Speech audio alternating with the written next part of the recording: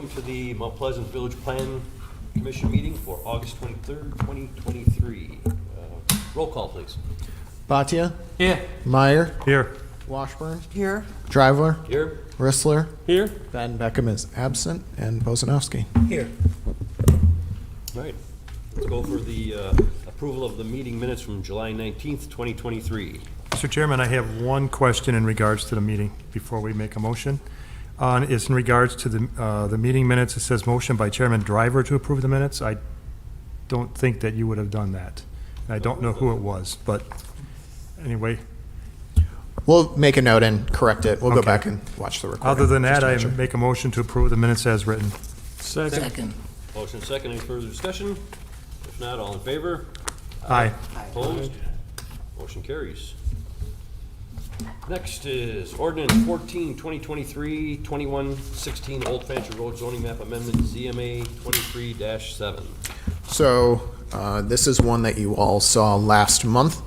This is a zoning map amendment and a subsequent CSM for a lot split on Old Fancher Road. I believe last month Commissioner Meyer pointed out, asked us to double check, more like triple or quadruple check with the property owner that they wanted to go into RE. So we did after the meeting, and sure enough, they decided they wanted to go into RL1 instead, which affected both the lot split as well as the zoning district. We had to republicly notify the public hearing portion of it for the different zoning district that the village board would have had. So the village board essentially tabled the action item. They didn't act on it. We republicly noticed everything, and the revised map and zoning district is in front of you now. The lot size stayed the same, so it got a little bit deeper and a little bit shorter to go into the RL1 district in terms of maximum lot width. So it was at 150 feet wide, now it's at 120 feet wide, which is the maximum lot width for the district. Still under the maximum lot size. There is enough depth for the lot for them to create another lot on the other side, so this is not creating a dual loaded lot situation. We double checked that as well. And it is, everything else is per the standard regulations and what you saw last month. They were able to incorporate a number of the updates for the CSM that we requested on the map. So if you look at the first sheet, some of the zoning districts, adjacent property owners, the wetland area, all of that now appears on the face of the CSM, which were some of the original conditions that we asked for. So in regards to the zoning map amendment, we have no conditions, and in regards to the CSM, we have still two conditions that we kept on there. For just notation, the applicant asked if they could provide us some of the information on the CSM with a plat of survey instead of the normal certified survey map, which we are fine with because both we'll have on file. So that covers both of them, both items 1 and 2 under old business. I can answer any questions that you might have. Go ahead. Yeah, you mentioned the opposing lot. So when you're saying that there's enough room for another lot, you're saying back to back on this one off of Fancher Road then? Yep, exactly. Okay, so it's about 430 feet wide. They're putting in at about 270 feet. So there's enough for a 120 foot lot of standard depth. Normally we try to have them at least 100 to 120 feet. So there is enough on the other side. It looks on the map like it is imbalanced, and this one is a tad deeper, but they wanted to keep that quarter acre size. It meets all our other requirements, and it will not create a double frontage situation, so it's allowable. Any other questions for Sam? Mr. Chairman, Yes. I guess I just wanted a point of clarification. Sam, on the actual ordinance itself, you have the village board amends the zoning map from AG1 to RE. Right? Oh yeah, I'll update that to RL1 before it makes it to the village board. Okay. Sorry about that. I think this is interesting in terms of when we were working on the zoning code, I was worried about the RE. And I believe that Robin and Sam will remember I did voice my opinion about the large lot size. And what worries me about it, and maybe we, either as a commission or however, want to take another look at those home sizes. The home sizes were the thing. I don't want to discourage people from creating, they're only a few thousand square feet away from an acre. They could have easily made one here, but put that in that bigger category. And so, or the 5 acres. But anyway, in any event, my concern is that we're going to discourage people from zoning to large lots where it's actually more applicable. My concern on this one is when you go south of Lot 2, as this parcel gets further divided, do you have enough frontage along either North Fancher Road or the other road, Fancher Road, Old Fancher, to have a driveway and an access and a buildable lot left there around that wetland? Oh, no, the wetland area is effectively operating as an outlot as it is now. It's just part of the larger parcel, but if the parcel made it to a full subdivision plat or had more than 4 splits and they were kicked into a subdivision plat, then that would effectively become an outlot. It has a sewer lift station on the Fancher Road side. That little corner there is the lift Yeah, station. so it's that kind of, everything below Lot 2 is more or less outlot territory at some point in the future. So where the lift station is, though, it's shown as part of the remaining parcel. Does the village not own a portion of that? No, just an easement, as far as I'm aware. Okay. All right, well, that's it, thank you. Just want to make that comment about those home sizes in RE. Yeah, that's, no, it's the specific intent of it is if you have a large lot, you should have a large house, because otherwise the other taxpayers in the village are effectively subsidizing the cost of service for your home. That line gets blurry based on how the housing market changes. Values go up, values go down, the tax rate changes over time. So that is a moving target. But the idea is, on average, over time, if you have a larger lot, you should have a larger house. If you have a smaller lot, you have a smaller house.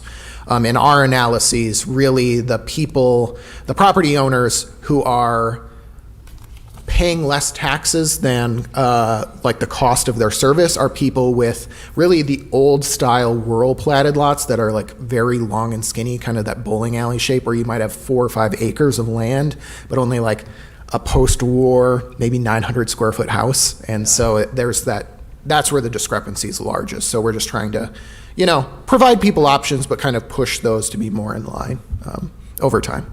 So we're not obviously going out there and mandating that someone with 4 acres has to put an addition on their home or anything like that. It's just in the future, as new lots like that are being created, we're trying to match those closer to larger home sizes, which the market more often than not demands. But there are some circumstances where we have to work with people like this to make sure that they're in the right size. But they came in with the 3/4 of an acre. That was not us pushing them down. That was what the applicant wanted in this case. So it complied with all our rules. Well, what's interesting is that the 3/4 of an acre, because of the old 150-foot frontage, would go into the RE. Mm-hmm. It's the identical size.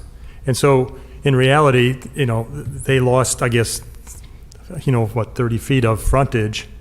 But, obviously the recovery for that is to have the frontage, and we need to prove that, hey, they're going to pay their way, and by putting that square footage, they will. Yeah, and it also preserves the ability for the property to be further subdivided in the future. So, across 4 lots, 30 feet, for going from 150 down to 120, that's a whole nother lot that's created in the long run. So those are just some of the plays that we're thinking about as it's part of our strategic plan to look at the residential code. We've said that, and we have some drafts circulating at the staff level. So these are the things that we're thinking about and testing and, making sure it all makes sense, and it all has to be the market changes, as I said, so we want to make sure the zoning code stays relatively current with that.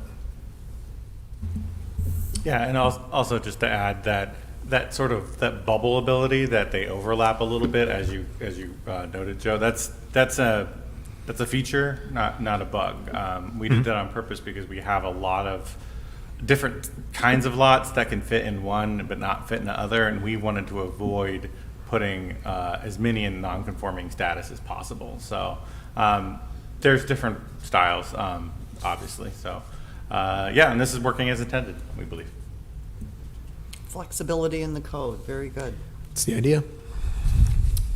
Chairman Davis, I'll make a motion then to approve ordinance number 14-2023 with the noted correction of the zoning change for 2116 Old Fancher Road, zoning map amendment ZMA-23-7. Second. Motion and a second. Any further discussion? Any public comment? Question, all in favor? Aye. Opposed? Motion carries. Next is 2116 Old Fancher Road Certified Survey Map, CSM 2311. This is the related CSM for the zoning change that we just discussed. As I said, they took care of the vast majority of the village conditions between last month and this month, so you have a much cleaner approval this month, where here we just kept those two conditions on to show utilities on the actual CSM, as well as, I think they're both utility related, sorry. Oh, and grading plans, which the applicant has acknowledged and formally given to us in writing that they'll put it on a plat of survey before they'll be able to pull any building permits. So we are okay with that. And with that, we recommend approval. Oh, one extra note, I almost forgot. It is nice in these cases, which is often the case for these older roadways. You can see there's a fair amount of the right-of-way is being formally dedicated to the village, which is a nice cleanup to more clearly delineate those lines instead of the old property line goes out to the middle of the street thing. So we are capturing that here as well. Good. Okay. I do have a question. Again, it has to do with, on the top of that page, it said the map meets the AG1 and RE for the proposed lot. So I don't know if that's going to be changed. That's the analysis for the fiscal analysis sheet. And then the question I have on that fiscal analysis sheet, was that redone based on the 120-foot lot versus the 150? It was, yeah. The numbers got a little bit better because there's less frontage for the lot. Right. Not markedly so, but they did go. The former public or private to public ratio and revenues to cost ratios were, like, the revenue to cost ratio was just above 1 to 1. It was probably like 1.1 or 1.2. I could go back and look at last month's packet, but now it's above 2, so it just got a little bit better.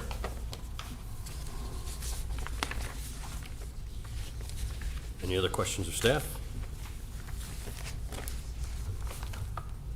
Chairman Davis, I'd make a motion to approve the certified survey map for 2116 Old Fancher Road, CSM number 23-11, Second. subject to conditions.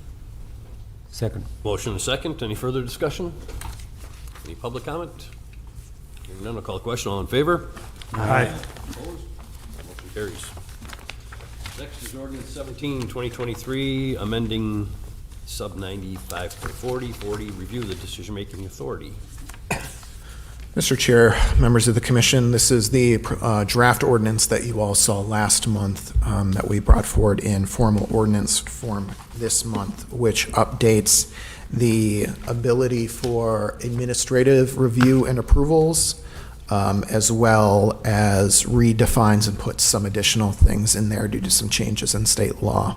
So the first one being solar energy systems under 100 megawatts are now reviewed at the staff level, and those are still subject to applicable zoning regulations, landscape regulations, all of that in the code.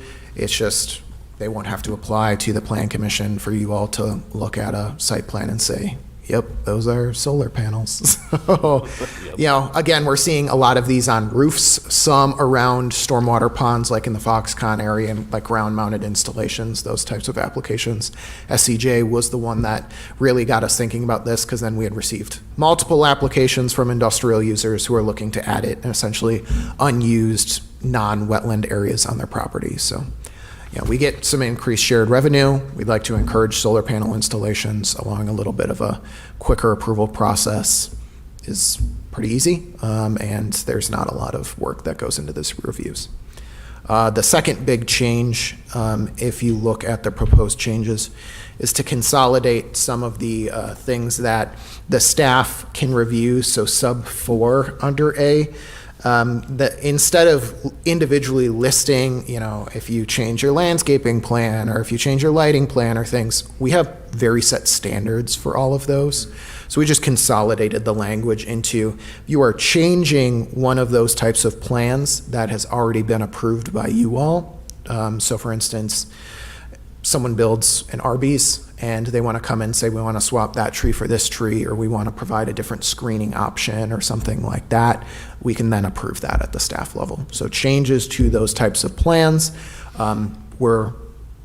it's already very prescriptive. We would review those at the staff level. In large part, that was already the case for most of these applications. For those types of changes, that was just more of a language cleanup. Then finally, second to last, we kept mixed use and non-residential building changes below 5,000 square feet to us. So if someone does a small addition to a commercial property or something, we can review that at the staff level. But greater than 5,000 square feet would still kick in a new plan commission review. And for commercial and non-residential lot changes, any new building would also come to the plan commission for that. And then finally, one for multifamily buildings that comply with the zoning chapter, those would be staff reviewed now. And that was due to the change in state law that we discussed last month, where we have no option but to approve them if they meet all the zoning changes. And it's really one of the things that I should have emphasized more last month, but the Plan Commission is limited in they cannot add conditions to those approvals if those conditions were already set in stone when they make the application. So that's why we're taking it to a staff review, is the state limited your ability to even add Plan Commission conditions to a site plan that otherwise meets the zoning code. So there's no real opportunity for you to make any changes to those plans when they come in front of you. So we didn't want to put the Plan Commission, or sometimes by extension the village board, in the position where an applicant shows up and is advocating against a project, but you have no option but to approve it. We feel that that's unfair to put appointed and elected officials in those positions, and you're kind of creating this public perception that those boards and commissions aren't listening to the public, when in reality, those are opportunities for us to re-examine the code if there's issues that the public is having and fix those portions of the code, as opposed to just litigating that in a Plan Commission thing. This does not remove your ability, both statutorily at the state level or locally through our land division ordinances, for you to review zoning decisions or subdivision or land division decisions. So if someone is coming in like a Tivoli Green Phase 2, they had to do a certified survey map to cut off the piece of property that they wanted to develop. That would still go to the Plan Commission and Village Board. And they also needed a zoning change to do the type of development that they wanted to do. That would still come in the Plan Commission and Village Board. So you are still evaluating those projects if the lot configuration and the intensity of development through zoning comply with both the comprehensive plan and your judgment as appointed and elected officials. It's just once it passes that point and something, residential development is zoned correctly, then that review is done at the staff level. This is in effect how all 1 and 2 family structures are built in the village now. You approve a subdivision, but you don't approve every new home permit that comes in the door. So this is just really, with the state ratcheting up the rules, this is kicking multifamily buildings into that category as well. To one add-on and one thing, if your thoughts are immediately going about like a staff review of something as large as Tivoli Green, staff is currently looking at ways for big projects like that are a big project on one parcel. Getting that basically described or put under a subdivision process, because the roads have to get laid, it has to be a lot, the lot has to go out, all that sort of stuff. So, and that would still be up for review. We're trying to get something like that to work, but we're just crunching on it. So this would be, ideally, when we're all done, this would be for a 1 lot, 1 building. Mm-hmm. And for a large, like multi-building, multi-unit project and stuff like that, that would hopefully go under a different review process that would be more akin to a subdivision plat, as Sam just said. So we're working on it. Yeah, we still, our long-term goal for development in the regular platting of neighborhoods is to continue to encourage things that we've discussed a lot here, like neighborhood connections between streets for public safety and plowing reasons, pedestrian connections between areas that have long blocks, things like that are in our subdivision code. So we're working through those processes, and those updates should be in front of you in the future as well. So those are, in large part, the changes. The final note, as you'll see in your write-up, this, we will also look at the fee schedule and how this impacts the fee schedule, because we don't want a large building to only have to pay $250 for like one large multifamily building review that is taking us more than that amount of staff time. So we're also crunching the fee side to make sure the village is made whole for the time that's being spent. Good. Question? Yes, go ahead.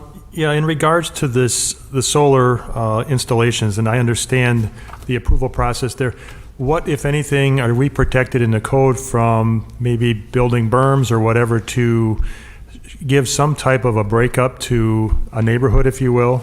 You know, obviously, we went through this with the wind turbines at S.C. Johnson years ago, and, you know, they planted trees, but obviously, when you have something that tall, Yeah. it's pretty tough to block, but some of these arrays of solar panels, they're not very nice looking in reality. You know, Yeah. they're just a bunch of sticks and, you know, flat sheets. And I'm just wondering if there's a way, is there something that we can do, or is that something in the code that we're protecting the neighborhood, if you will, from having to look at that? In general, the state actually prohibits us from forcing too many berm type regulations on here, but we can apply regular landscaping rules to these. So that's how we've solved it, is in our landscaping code, we have sections that require mechanical equipment screening from public rights of way or adjacent residential properties. And so we've applied these to those solar panel installations.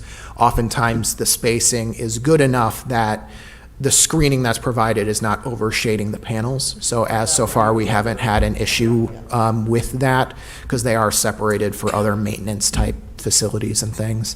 They're not planting any redwoods next to them, but generally they're planting the typical things that apply for screening from residential properties or rights of way. So that has been good. The only exceptions that we've given to that, for instance, in the previous SCJ application, is we did give them an exception from one of the public rights of way that had a view of the solar panels and the wind turbines, and they asked for that as kind of a public, essentially educational thing, to be like, FCJ's investing in green power. Here, take a look at this view vista. But those types of things had to go to the Plan Commission for approval. So, you know, we would expect that. Those circumstances are few and far between, but if they come up, we always have the ability to kick things to the Plan Commission from a staff review if we feel like your review is warranted. Okay, thank you. Mr. Chairman. Sam, same concern, but from a different point of view, your item number 3 about the solar energy system, 100 megawatt, that's a large system. It is. That's where the state makes the cutoff for when utility providers need to provide a lot more information to the PSC for that type of installation. That's why we chose 100 megawatts. Honestly, that's not the hill I'll die on this ordinance. I really don't care. You could shave a 0 off that, and I'm not sure it'll affect much.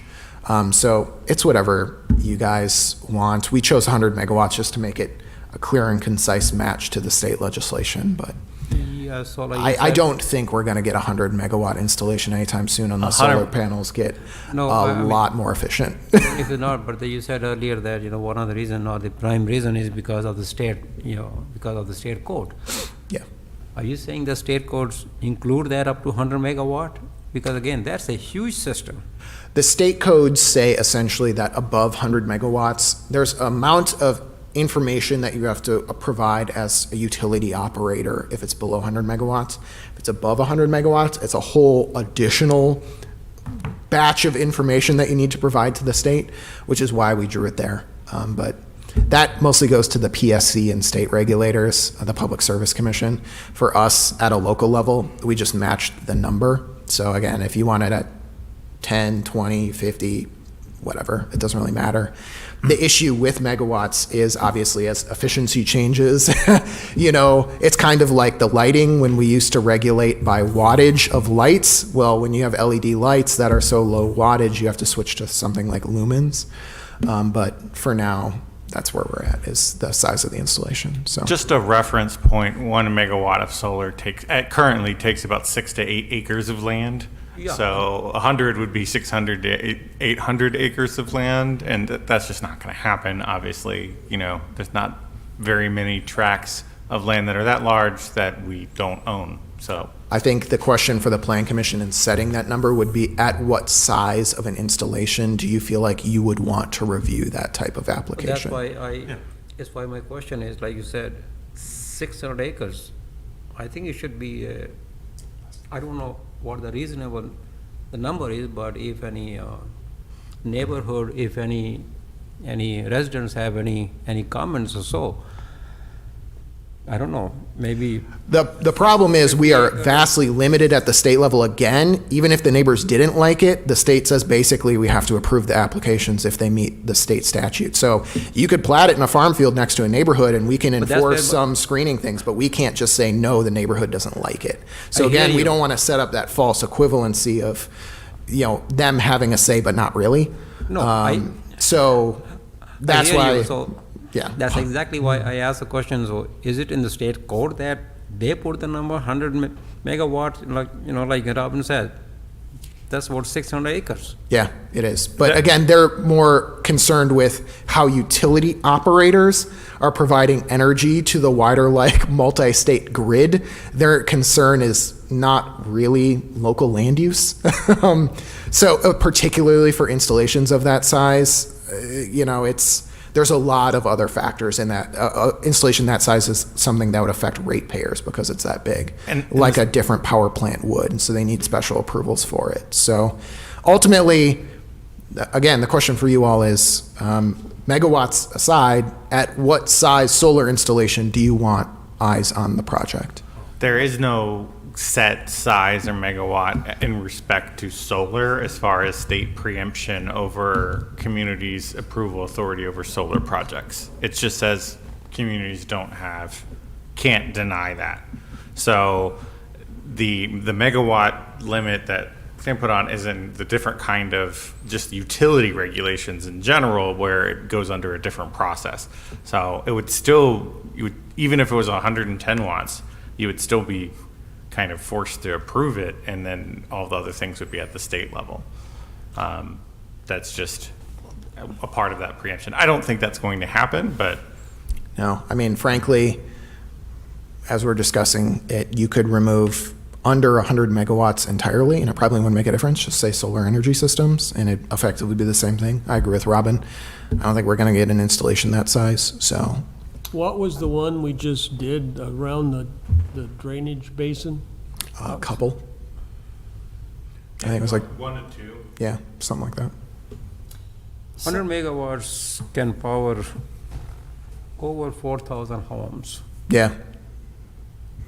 So if you took all of the farmland in the north central area of the village that's outside of the sewer service area, that would probably be like a 100 megawatt installation. So you'd have to do so much property consolidation and acquisition. It's not impossible, but it's highly, highly unlikely. So do you all want to review solar panel installations or not? I think is the question. And if so, how big of an installation do you want to review? Mr. Chairman, so if somebody owns, let's say they own 5 acres of land, and for some reason, they went to the power company and said, well, they didn't even go to the power company. They just want to fill all 5 acres with solar panels to even power their own home. Does that need to be rezoned? No. So it's allowable in the zoning districts by right. Correct. So okay, so I guess I understand where Trustee Boccia is coming from. 100 megawatts seems to be it just kind of, to me, erodes the whole thing. It's like, I think my concern as a plan commissioner would be if people are putting solar panels on their property or their home that is in a neighborhood already, and the neighbors don't like it. We still have no review process from our standpoint of that. It's allowable by right, encouraged by environmental issues today. So we would just have to find a way to filter the complaints or to answer the complaints. Yeah, we can always write additional rules regarding screening or things like that to try to address some of the underlying issues of why the neighbors might not like it. In that case, maybe we need to relook at the screening between residential properties or something, if that case came up. Or setbacks, the Or panels setbacks, have to be, exactly, yep. located. Their existence is not something that we could straight up deny. And also from the village point of view, whether it's a 50 acres or 5 acres or 100 acres, your tax base is not going to be the same as building 4,000 homes over there. It is not, but we do get supplementary shared revenue payments from the state for utility installations. So while we wouldn't get local taxing, like as big of an increase to local values, we would get direct payments from the state to offset that, which is a standard formula they provide to every community. It's about 6,000 per megawatt, or more or less, and I mean that would probably be quite a bit more than per acre tax value of agricultural land because of tax rebates and refunds to agricultural land. Yeah, so right now in value, it probably goes like fully developed with like a residential or commercial property on average. Then the shared revenue payments for the solar panels, and then ag property is the least value from a tax basis to the village. Interesting. Well, I don't have a problem necessarily lowering the exceeded amount of 100 megawatts. I think that because of the size of that kind of project, you're right, we have a very slim chance of ever seeing it. I think the land overall to the property owners is worth more as developable land overall as opposed to a rental check or something. There's got to weigh it all out. I'm not sure, again, just talking about that number, let's I know. throw up a number. I'd be comfortable I would with. say 20 megawatts. I would say 20 because that's still a sizable development. It would be one that will still be somewhat unusual, but in terms of the land area, I could see it actually happening potentially. Someone being, You, me, Joe, we are having same kind of concern, and it's an arbitrary, the number. Is it 5 Well, I think it acres needs or to- I think 50 it- acres or what? I don't think it's 6,000 arbitrary. acres seem lot, 600, yeah. 600. 600. So is it a good number, 5 or 50 or 100? I don't know. Well, I like the idea of going with acreage because the reason why I'm saying is because the solar power, the energy, you can say 10 watts, that's going to change. As the technology increases, they're going to be able to produce more energy as the years go on. So instead of putting a number to the megawatts, I would rather do it with its like 50 acres or whatever. If it's 50 acres or more, we need to be able to have some say-so in what gets developed around that. I Okay, think. I'm completely comfortable with Acres is a that. section. 40 acres, whatever. Acres is a It section sounds area. like a reasonable, That would be a large area. That's a complete Oh, yeah. section. Yeah, but we have multiple parcels of that size, so 40 acres is probably pretty feasible. If it could happen, I wouldn't rule it out per se, particularly in the area that's not covered by the sewer service area. Brzezinski family owns a lot of land. There are other family farms that own 40 acres throughout the village, so Yeah. I'm completely comfortable changing that to 40 acres if that's what you all want to roll And that with. would keep us in compliance with state law. Yeah, and it would mean that the Navigation. small scale stuff on like the roofs of industrial buildings or around stormwater ponds does not make it to your desk, but bigger operations would, which is fine. I like that. How big is Studeman, village of Studeman? How many acres? I'm just curious. I don't know, I'd have to look it up. I don't want to hazard a guess. No, because the reason is like 40 acres, I can relate to that farm. But tomorrow, if somebody like the size of the village of Stewart Energy picked up, maybe around 600 acre, if they want to convert the whole place to the solar energy, Well, that would be okay. the residents have no say into that. Yeah. I just want to, I think it'll help kind of paint the issue if I read the actual legislation verbatim so that it could, the section is called Authority to Restrict, it's regulation related to solar and wind energy systems. 1M, Authority to Restrict Systems Limited. And it says, no political subdivision may place any restriction, either directly or in effect, on the installation or use of a solar system as defined in blah, blah, blah, or a wind energy system, unless the restriction satisfies one of the following conditions. A, serves to preserve or protect the public health or safety. B, does not significantly increase the cost of the system or significantly decrease its efficiency. Or C, allows for an alternative system of comparable cost and efficiency. That's pretty clear and strict. So like basically, unless it's a solar thing that's going to fall on an elementary school or something like that. So we can have a review that reviews those three things, but that's it. Well, Okay, we're talking about solar now. How does this impact the turbines? It, The same legislation. Same Same limitation. legislation, so what does a turbine produce megawatt-wise? So now we're talking Each one about, of you could those is actually like- end up with a huge solar farm, wind turbine farm at some point without having much say-so. Essentially, a solar or a wind farm, the land they use is probably about 10 times what your fossil fuel use. But that's a different political issue. Yeah. But it is. I agree. It is. I think the answer to your question, Joe, is we'd have little to say. So it's not health, safety, welfare, it's just health, safety. So we could say, sure, you can't put that wind turbine like right under an elementary school or right over an elementary school.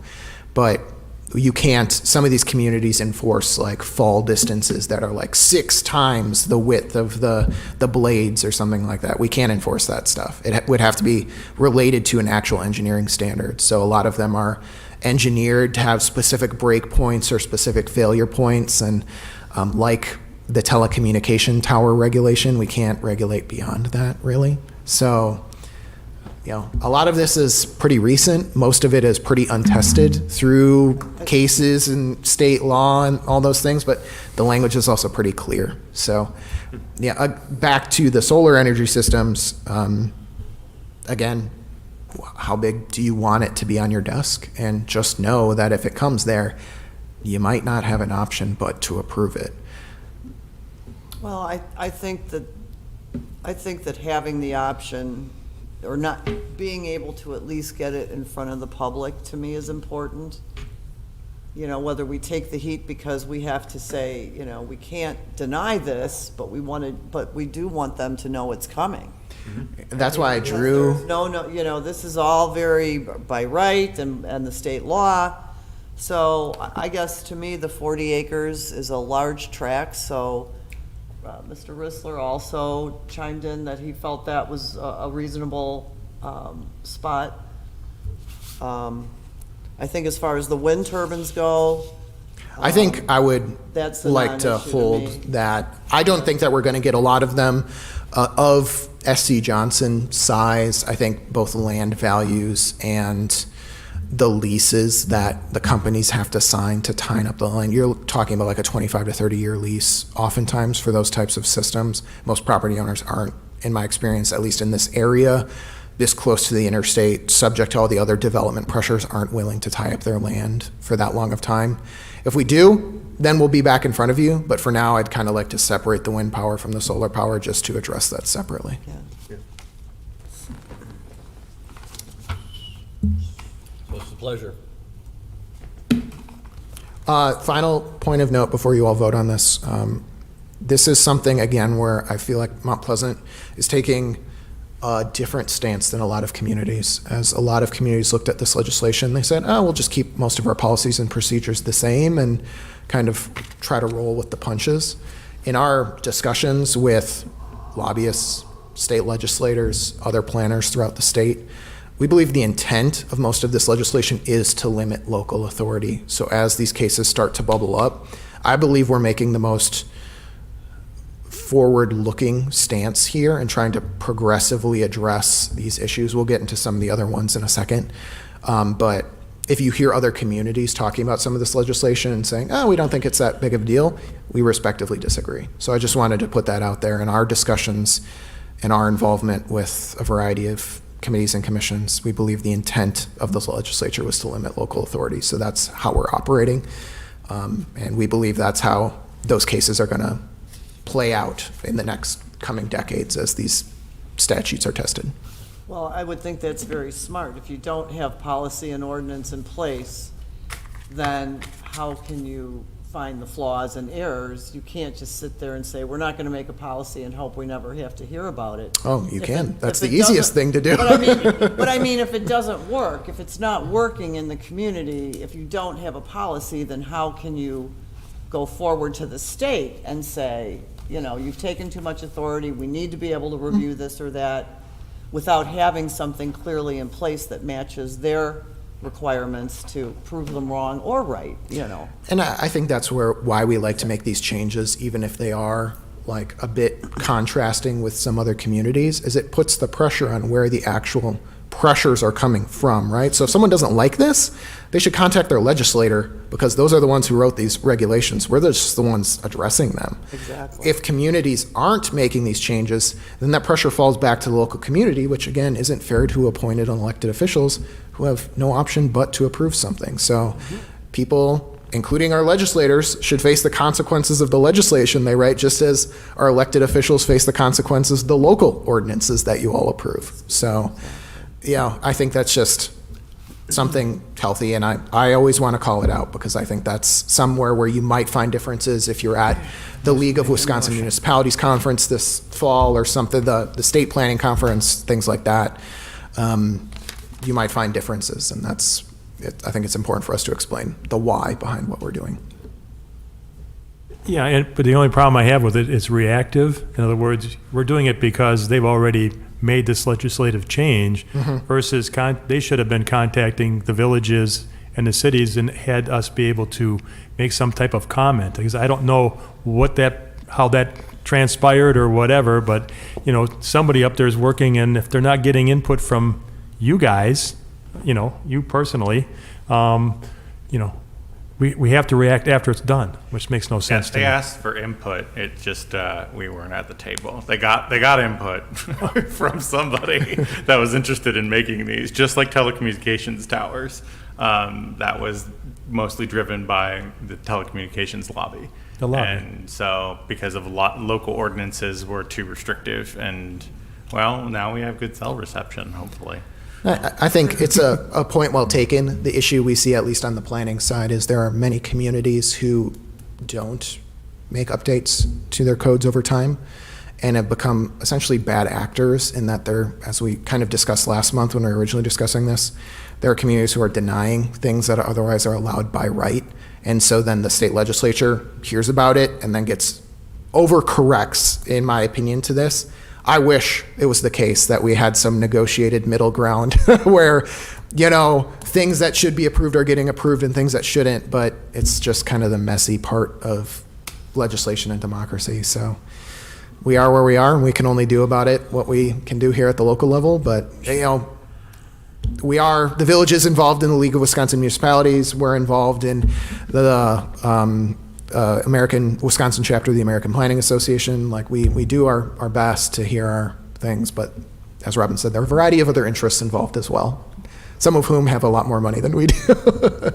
I hear our tastefully named representative to the assembly may have some sway in that sort of thing, too. Yeah, so yeah, we'll see how it plays out, but this is what we're doing about it now. So it's a big local ordinance change. So Well, to get us going, I move that the Plan Commission approve Ordinance 17-2023, amending Section 9540.40, review and decision-making authority, with a change to sub 3, instead of saying under 100 megawatts, saying occupying under 40 acres.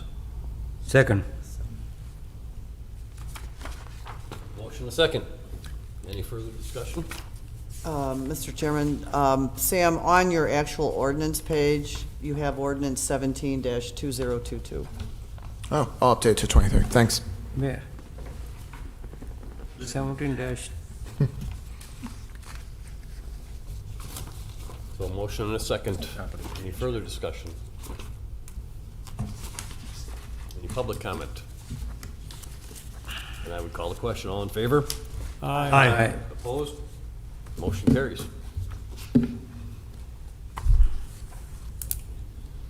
Okay, I am proposing a couple of cleanup slash clarification updates to the Code of Ordinances that better, I guess, clarify some of the processes as well as, yeah, just make certain things clear. You know, I've been doing a lot of recent studying, how zoning code law works and all that sort of stuff, and you know, have the benefit of having Sam and Village Attorney Chris here as well, so we can really kind of analyze this stuff at a level far beyond other municipalities.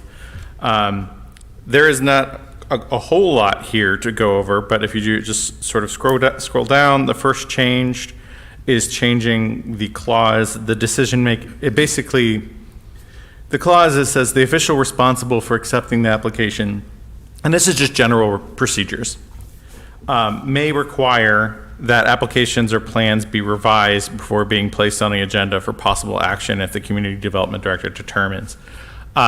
We then put that to completed applications, because an incomplete application never has to be accepted and never has to come before an agenda. So it was just good to specify completed there. And the clause, one of the clauses is the decision-making body does not have the legal authority to approve the application. So this shows up in a lot of other zoning codes too, but it's pretty vague, and it borders on something akin to saying that the community development director has the authority to determine jurisdiction, and that is not the case. The community development director does not have the authority to say, this is not something for the plan commission to review, or this is not something that the Board of Zoning Appeals can review, other than like the application name. But like if he's saying, oh, the board, would it be overstepping of the Board of Zoning Authorities bounds? The community development director cannot do that. So it refines it to something a little bit more clear. It says that it goes to a different decision-making body or official has the authority to approve the application under the Code of Ordinances. So this is what I believe that it meant. It's a wrong number clause. I submitted a sign permit and I actually wanted a building permit. I submitted a plan commission application when it actually needs to go to the Board of Zoning Appeals. I submitted an application to the plan commission, but it's actually a administrative site plan approval. This basically gives the community development director authority of like, oh no, you weren't supposed to go there, you're supposed to go here. So any of those, and then clarifying how a request for revision is asked for. Such requests shall be in writing within 30 days of the submission, shall detail the inaccuracies or omissions, and specify which decision-making body the application should be addressed to, if applicable. This is just being clear, more clear than it was. And then the next point goes into what I was just talking about earlier. Such a request for revision is not a denial. A determination of applicant's subjective eligibility or standing. An administrative official can't determine standing in a court. It also say if the Board of Zoning Appeals, there's the hardships that need to be tested with the findings of fact. We as staff cannot make those determinations. They're subjective, and that's why you do the findings of fact. So any kind of determination of eligibility that is subjective like that has to go before a body to do findings of fact. And Some of those determinations can be done at a staff level, but they have to be very specific and enumerated. And those are in the ordinances, say like an administrative appeal or administrative adjustment. All of those are within specific boundaries of like 5% or something like that. If it's outside that, it doesn't matter. So then the next one, it says, if an applicant wishes to place a completed application on the agenda without making the recommended revisions, they may do so, provided all of the required materials by ordinance have been submitted. So this is actually protecting the Plan Commission's authority. So if somebody submits an application for the Plan Commission and we say, I don't know, they can force that. They can say, I want it to go on the Plan Commission. So we don't have the power to, let's say, soft reject an application or anything like that. And I think that's more fair. So everybody has a right to go in front of that body.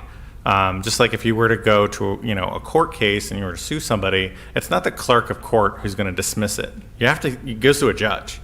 So you have the right to go to the judge. So this is just making it clear that what the process is, and if you're upset with the process, then you can still go through that. Any questions about that?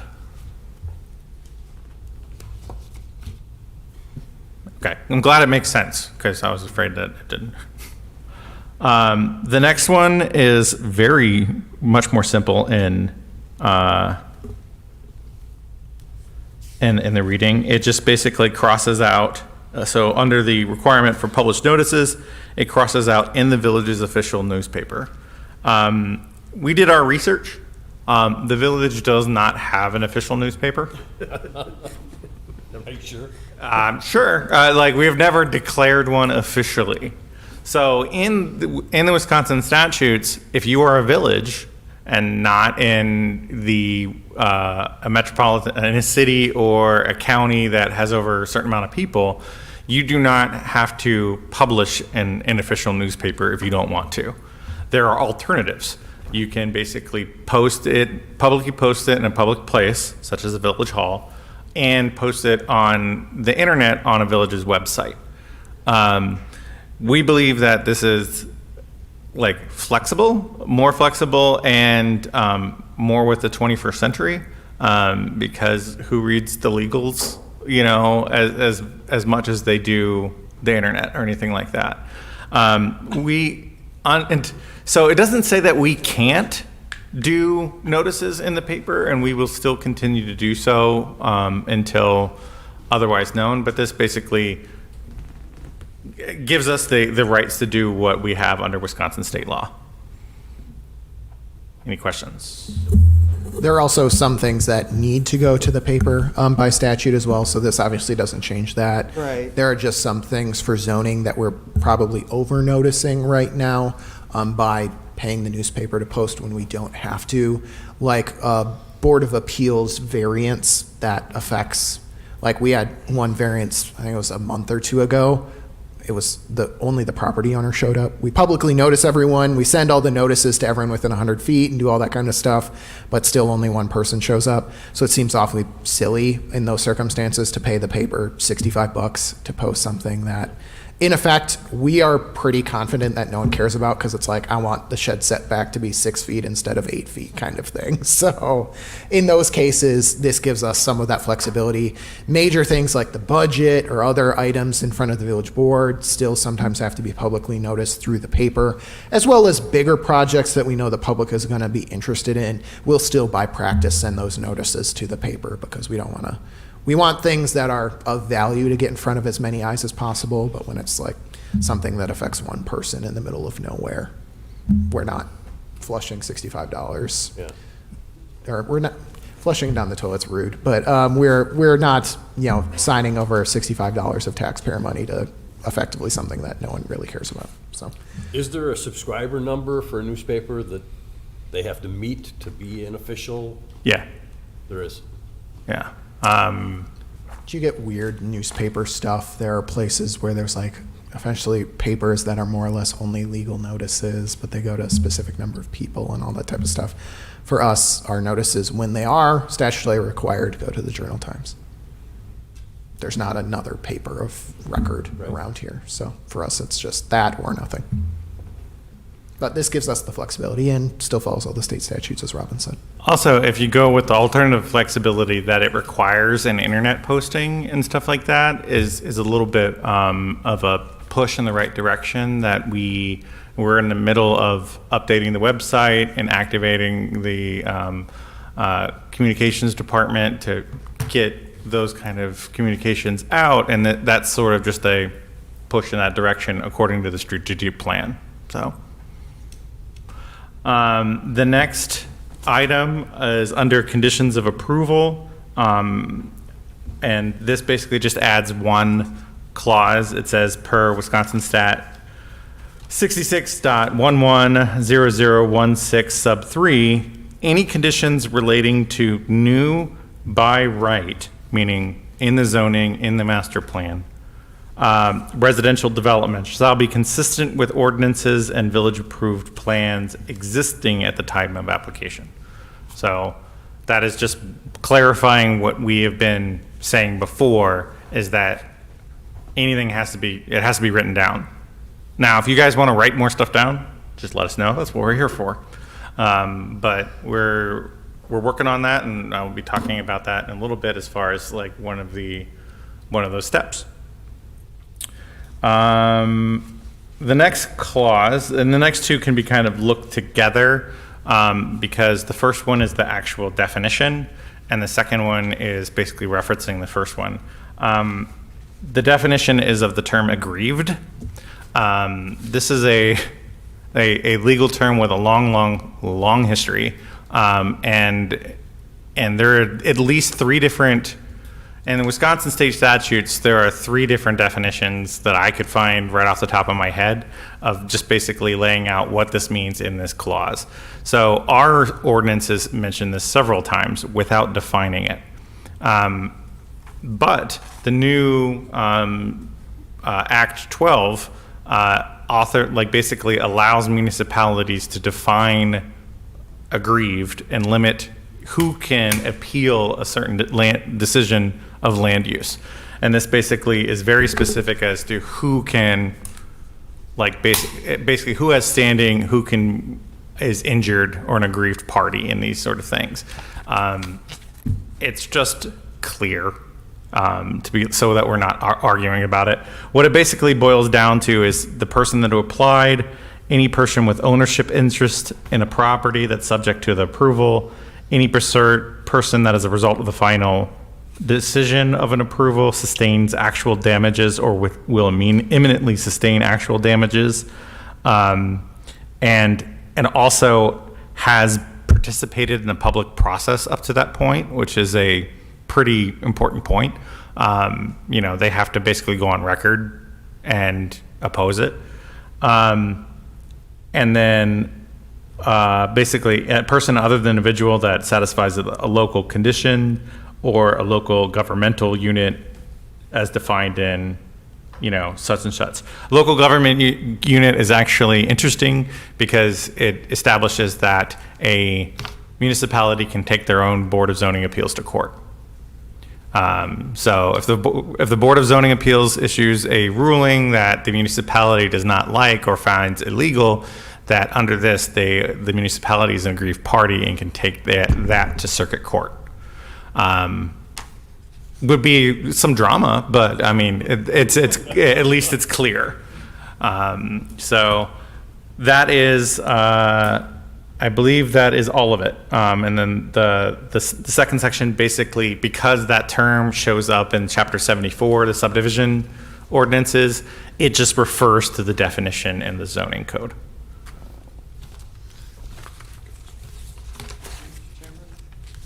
Robin, I find this written a little awkwardly, I guess. I'm struggling a little bit with it. The sentence in particular, you're using, well, there's two things. You're using the term political subdivision. Uh-huh.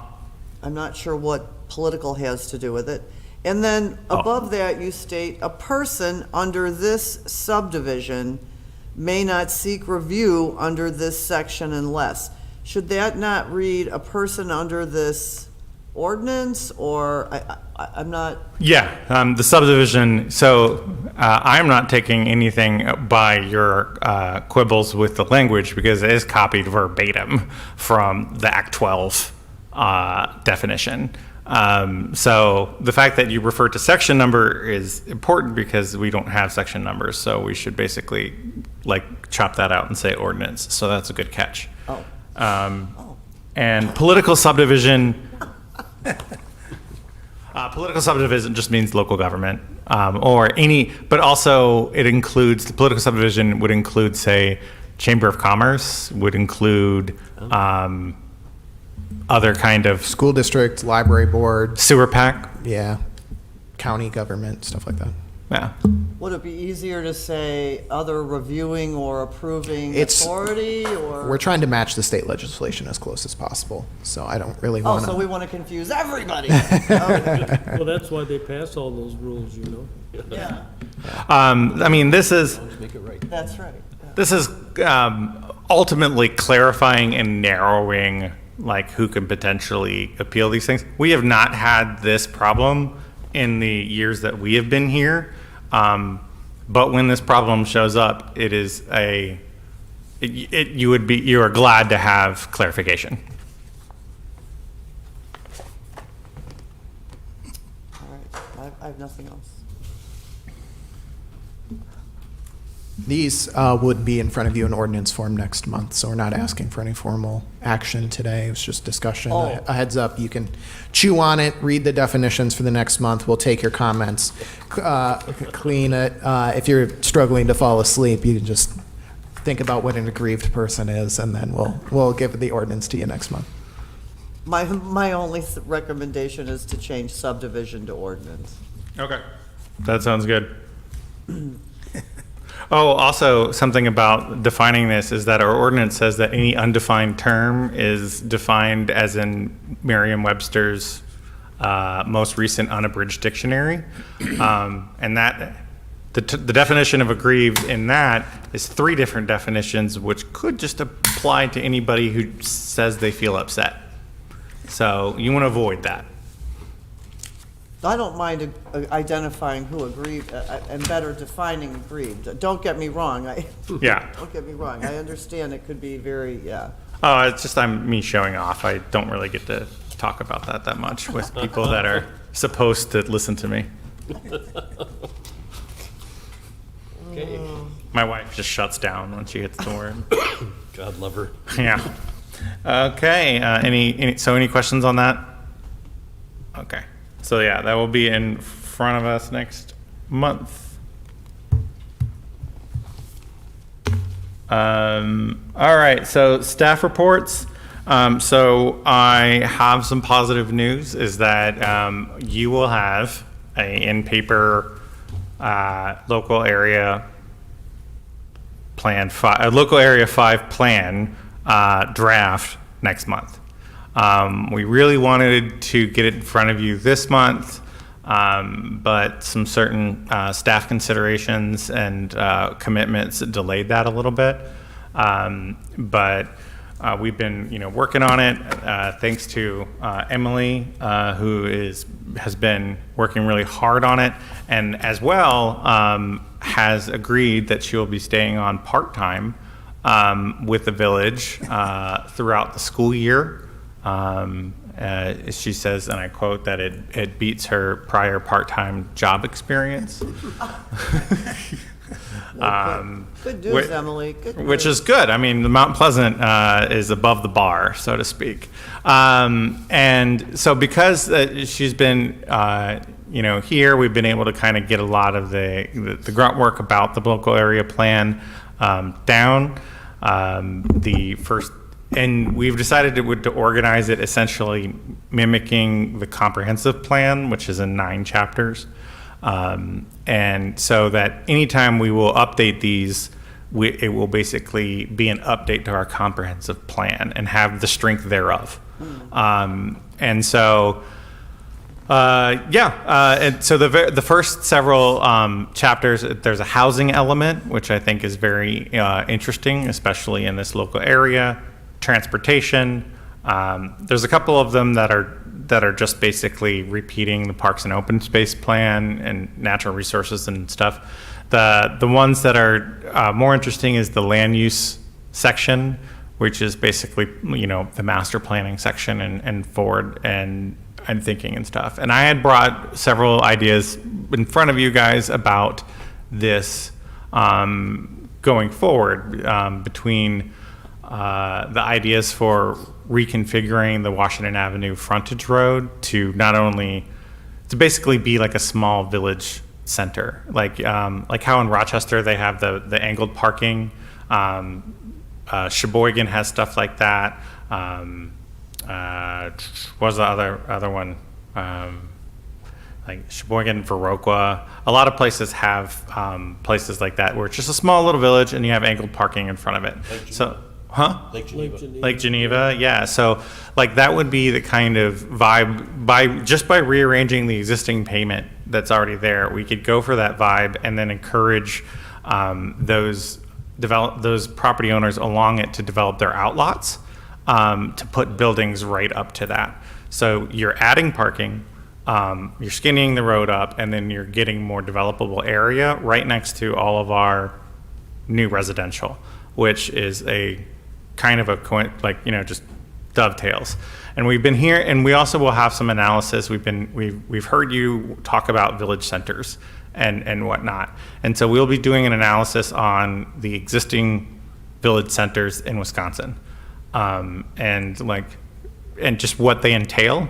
I will spoiler alert, it entails a lot of money. Just basically kind of comparing that to our alternative approach, and that's what kind of is behind what we're suggesting. And other things, just basically we'll be suggesting how to increase housing availability in the area and zoning recommendations and whatnot. So we're really excited about it, and we've heard you that you want something written before we go and talk about it a bunch more. So just letting you know that we're working on it. So look forward to that, and we'll probably give you a little bit longer to review it. At least, I'm not making any promises, but longer than the window that we give you to review a traditional packet, we'll send it out because it's already becoming a beefy document. Any questions, thoughts? Sounds good. Yeah. My thought is, I think that one of the things that I'm concerned about as we grow is schools and RUSD, and, they're doing all these things, and I'm not that up on it, but they have money they're spending, they have schools they're closing, they have schools they're remodeling, and Schulte's expanding, but here we sit in Mount Pleasant and still are not able to provide in most of our areas a local neighborhood school. There is a section called intergovernmental cooperation where school districts go under. It is staff's opinion that a new K-8 school in Mount Pleasant would be awesome, and the closer that K-8 school is located to local area 5, the better. Agreed, the west side. Yeah. So how do we're the plan commission, we're not the board, but is there a way for us to make any kind of inroads or reach outs, or does it have to be done through the board level, or how is it even? You are the board. Yes. Different discussion, not this committee, but. Correct. We can basically put in our plan that we would like that, and if there were to be, then it should be here, and then you could use that to initiate discussions with the school board, and then all of that would be at high-level village communications outside our pay grade. Didn't we have, I know we did, the school administrator here when they were pushing this big referendum? He came and met with us in his building, and he said there's no plans for schools in Mount Pleasant? I mean, at the time, plans can change, and I hope they do. Do they know how many housing units we want to build? That's the thing. Well, exactly. So anyway, Sam, make a note to Maureen to add that to our cow agenda for discussion, if you wouldn't mind. What? No, I'm just kidding. I got you. All right. Yeah, I think a lot of the difficulty you'll see on school sites is where we would like to see schools and where the school district would like to see schools are sometimes different. A lot of that goes into the operations of a modern K through 8 school, and there's a variety of considerations regarding urban planning and how those things are laid out. So it's a whole separate discussion, but we can certainly I dive know it's into a it. big one. I know it's difficult. I've worked on projects where we were bringing population in and had to coordinate, different levels of school districts because one was only the K through 6th and the other school district was, and we had to coordinate it all, but it's a lot of effort, but I think at this point in Mount Pleasant, it's well worthwhile. Yeah, I think the difficulty we see more is on the land use side. A lot of those schools are looking for large tracts of land with really good access. That often is competitive for other types of development, commercial, industrial, residential development that also benefits from that. And so the school district oftentimes find themselves competing for very high value land for those types of things. So that's a consideration we'll work through. But in that intergovernmental chapter, we'll start to at least address it through this document. Yeah, my recommendation is for it to be located as close to case as possible to share cases considerate amount of infrastructure and resources. They just built a whole new aquarium, swimming facility, and aqua sports and stuff. So that's all. We'll have that for you next month. I do have one more thing, but go ahead, Rob. Robin, as you know, Sam and you know that one of my favorite has been what you just brought it up, Village Center. Mm-hmm.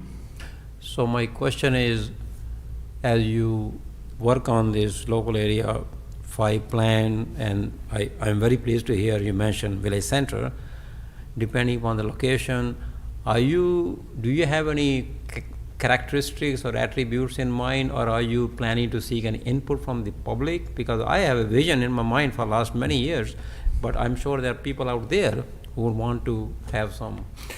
We plan on basically just talking into it from a market study point of view, from what has shown up and what has worked, how much that's cost and what's entailed, and then giving you as much information as possible for you to make a decision about that. Obviously, those scale of centers is way beyond the scope of a local area plan. I mean, I guess my question was, in addition to that, There will be additional points of public input. yeah, It in the won't just process, be the there has to standard be- adoption There has to be process. some point, like we did maybe 5 years ago that we had the master plan, so we had a public come, so I would. Yeah, definitely. Oh yeah, when this gets in front of you, this is basically we're going to give each of y'all red pens, and you can go to town, and that's going to be how you input, and we're going to talk about it publicly and all that sort of stuff, and that's step 1 of the process. Then we present that to the public, have them chew on it, and then it goes for approval.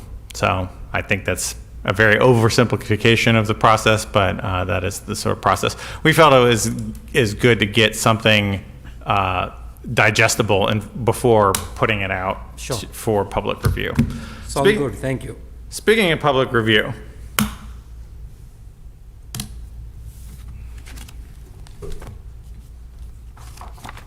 so you guys may or may not have known that we won an award for our zoning code. The APA Star, which is the American Planning Association Small Towns and Regional Division, has its own set of award criteria in which I submitted Mount Pleasant zoning ordinance update in 2021. And just today, we received the actual award for it. Yay! And that will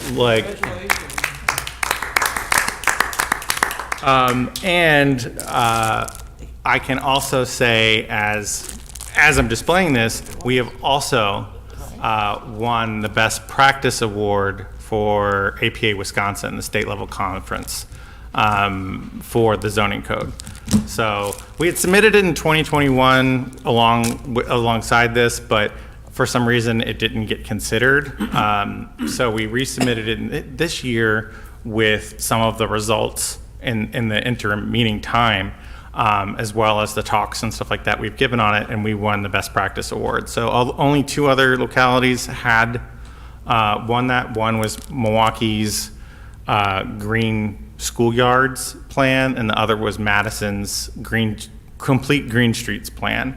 So it's a Milwaukee plan, a Madison plan, and Mount Pleasant. And so it's good company to be in. We're going to present and receive the award at the state conference that located in Milwaukee at the end of September. We're planning on going. If any of y'all want to attend, please contact us. I hear it's a short drive away. But yeah, I'm really excited about this. It's good to get recognition from the peer community about that you're doing a good job. And also it proves to you guys that we're doing a good job too. So that's really great. So sorry I've gone a little bit long, but there you go. It would be nice if we had an official village newspaper that would pick something like that. Yeah, they will. Village So newspaper. That needs to be on our. Has to be in the village newspaper. That's right. That needs to be on our Facebook page. oh, it will. And then when we get the one from which I hopefully will be more timely. From the Milwaukee one, that will go up as well. But really excited. Thank you very much. Good job. Well, congratulations. So, Chairman Davis, I do have one question, and it involves all these amendments that we're making. So typically, when we make zoning amendments, how, are they being immediately codified into the code? This is always the thing that scares me about amendment after amendment after amendment, and is tracking them within the code. Yeah, the online code hosting service, when the village board adopts them, the clerk sends out notice of the adoption per the legal noticing requirements, and we also send it to the code hosting service, who gets it on right away. It essentially lives as a PDF until we do, every 6 months to a year, we do kind of a consolidation and codification. So then they send us the official pages, because we have 2 hard copies here at Village Hall that are always kept up to date, as well as then they're incorporated into the actual text. So they go in right away, they have the legal force of law right away. They appear in a temporary basis until, As the PDF, so as they the click on PDF. the PDF, but it's right there in the code section. Correct, and they also reference That's huge. the ordinance number and the date and when it was adopted on the online thing. So it all takes effect right away and is visible right away. Very good. That's what I thought, Sam, in using it. I just wanted for the public to hear that, because it's very important. That doesn't happen everywhere. And you think you're reading a current code, and all of a sudden you find it's the one that's 5 years old and it's been adopted, but you got to go to page 568, so. Now, shout out to the clerk's office. They do a good job keeping that stuff up to Yeah, date. they do. And shout out to you guys. I remember when we wrote that code, and I was terrified. It was Madison and Milwaukee coming to Mount Pleasant. I knew it was needed, and I'm so proud of the board at that time that had the courage to approve it and implement it, and to Sam, you and Robin for really chasing it down. Yep. And making it happen. So, all good. Thank you. I'll move to adjourn. You have a second? Second. Nobody wants to go. All in favor, aye? Everybody wants to stay. All in Okay. favor? Aye. Opposed? We are adjourned.